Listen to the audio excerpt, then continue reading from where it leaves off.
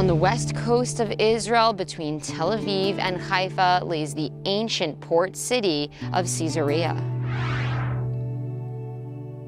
Water, water, water. But it's not the kind that you can drink. And that was an issue for the ancient people that lived here in Caesarea, or Caesarea, depending on who you ask. Today, the modern state of Israel boasts this beautiful beach where people come day in and day out to enjoy the blue waters and the ancient ruins of the Roman Empire.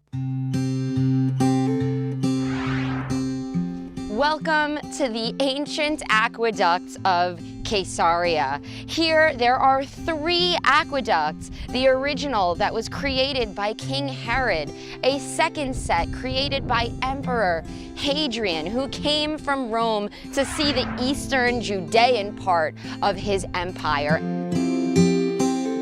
Now, a third set of aqueducts, a low-level aqueducts, are here with us as well. Those were created later by the Byzantine Empire. These 3 aqueducts are still here today in great condition, and 2 of them over here still functioned for 1,200 years, bringing fresh water to the people, and in fact, 5 legions were responsible for creating them. You can see their etchings where they wanted people to know they wrote their names, and there's a big tile in the Israel Museum detailing 6 lines of people that were involved in this creation. It's very cool, and you can come over here and see if you can find some etchings yourself.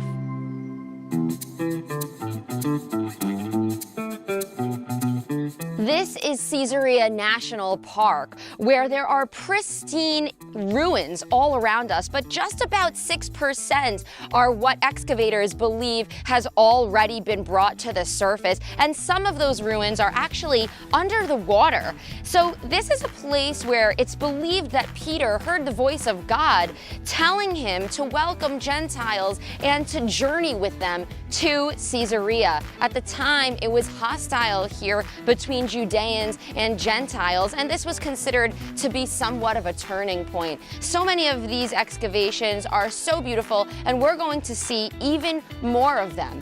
Come with us. Here in the park, there are a number of excavations, including the Hippodrome, where there were gladiator fights, circus performances, and an amphitheater, which is still used for performances until today.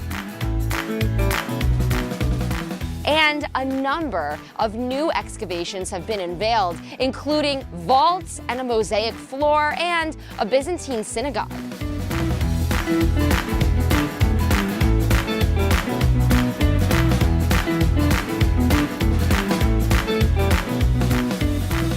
In ancient Roman times, there were 2 impressive ports, one of them in what is today Gaza in the south, and the other right here in Caesarea. Now, just 2 years ago, shipwrecks were found underneath these waters, and on board were items that must have belonged to the people, including gems, rings, and even a batch of 1,700-year-old coins that were made of gold. Now, one of the major exports that were taken out of this place was grape product. The other export were Judean slaves that were brought in shackles via ship from here to Rome. Amongst the last sights that they saw were the aqueducts we visited on shore.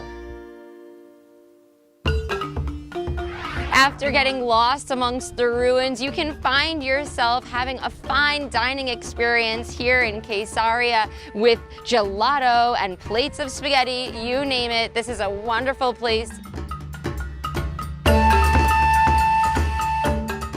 There's no shortage of activities to do here in Caesarea, whether you're shopping in the artisan craft markets, or you're eating in fine dining restaurants, or if you're learning how to snorkel or scuba dive under the water to see the ancient ruins. In addition to all of that, you can learn how to blow glass, just like the ancient craftsmakers who come from this very region.